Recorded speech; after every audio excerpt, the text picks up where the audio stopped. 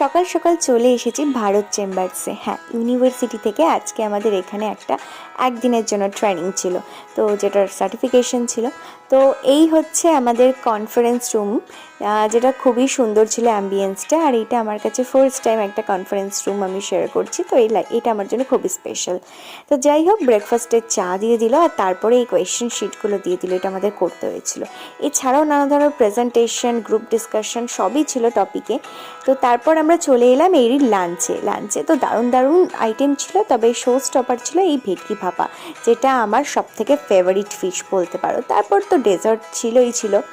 তো এছাড়াও নানা ধরনের প্রোগ্রাম ছিল, ওখানে অ্যাওয়ারনেস প্রোগ্রাম ছিল। আর তারপর তোমাদের সাথে যেটা শেয়ার করবো সেটা হচ্ছে লক্ষ্মী মেয়ে রিওয়ার্ড, যেটা আমি অ্যাচিভ করতে পেরেছি, যার জন্য আমি খুবই ব্লেসড। আর সেখানে ছিলেন ডক্টর ডিডি স্যার, যিনি দারুণ একজন মানুষ, আমার খুবই ভালো লেগেছে। তো চলো, আজকের মতো এতটুকুই, টাটা।